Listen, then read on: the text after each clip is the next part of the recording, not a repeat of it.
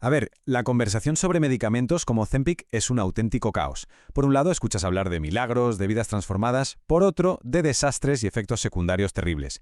¿Dónde está la verdad?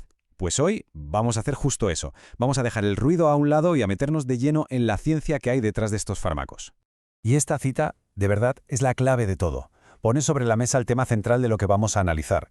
Estos medicamentos, que son potentísimos, no son magia. Son en el fondo un intercambio biológico, y como cualquier trato, tienen un coste, una factura que hay que pagar. Así que vamos a desglosar exactamente en qué consiste esa factura. Para poder entender la solución que nos proponen estos fármacos, primero de todo, hay que entender bien el problema. Y las raíces de este problema son muy profundas. De hecho, nos tenemos que ir hasta nuestra propia evolución. Aquí está el quid de la cuestión, y es algo que lo cambia todo. Durante el 99,9% de la historia de la humanidad, la mayor amenaza no era la abundancia, sino la inanición.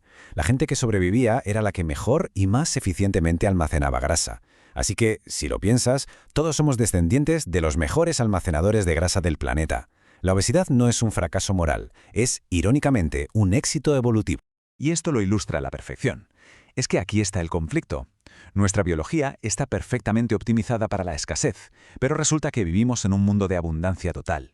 Nuestros genes están, por así decirlo, esperando una hambruna que nunca llega, y en su lugar lo que se encuentran es una aplicación de comida a domicilio.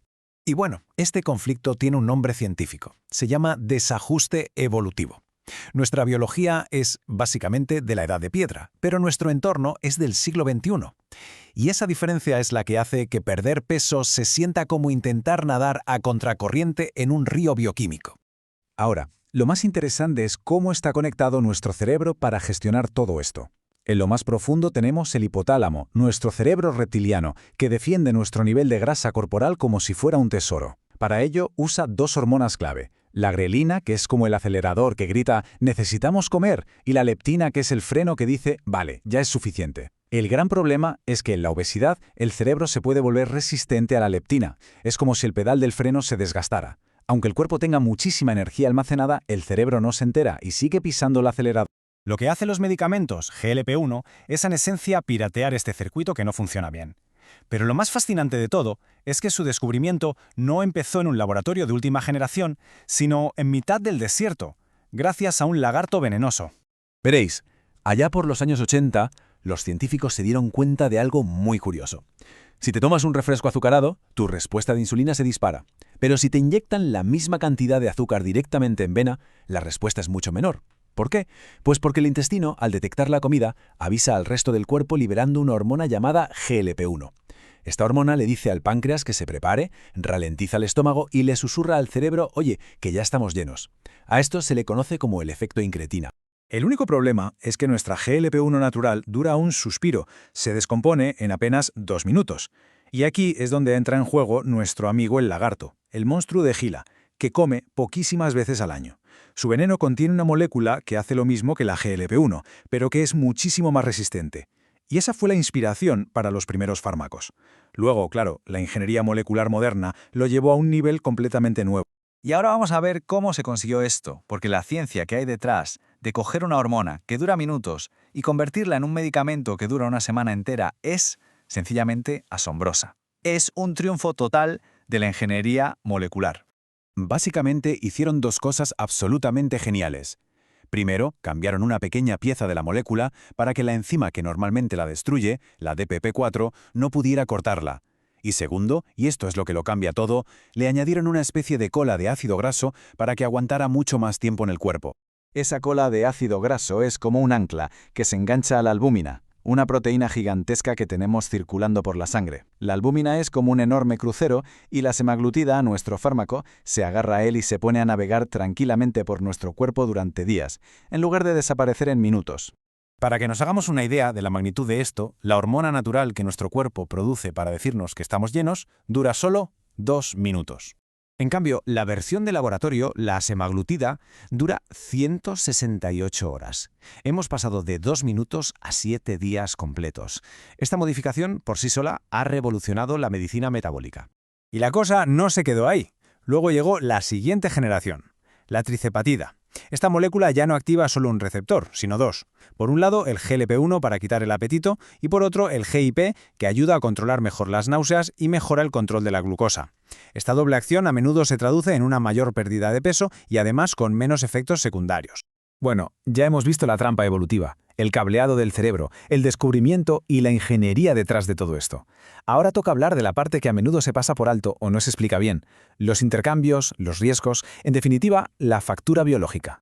A ver, el mecanismo clave de estos fármacos es que ralentizan el vaciado del estómago. Esto es genial para quitar el apetito, pero claro, también puede provocar náuseas o reflujo, y en casos muy raros algo más grave. Luego está el tema de la anestesia. Si el estómago está lleno, el riesgo durante una operación aumenta.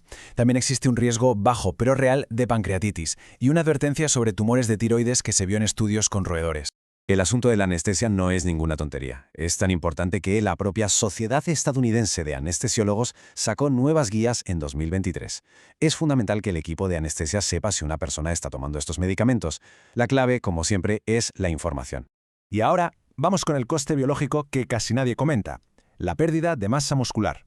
Cuando se pierde peso muy rápido, da igual el método, no solo se pierde grasa, también se pierde músculo. Si no se hace nada para evitarlo, como se ve aquí, hasta un 40% del peso perdido puede ser masa magra, o sea, músculo. Y eso, a la larga, es un problema muy serio. ¿Y por qué es tan grave perder músculo? Porque el músculo es el motor de nuestro metabolismo. Menos músculo significa un motor más pequeño, que quema menos calorías.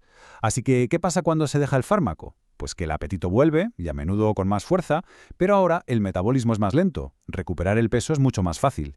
Y esto no es falta de voluntad, es pura fisiología de rebote. Pero ojo, esta fisiología de rebote no es inevitable, se puede gestionar.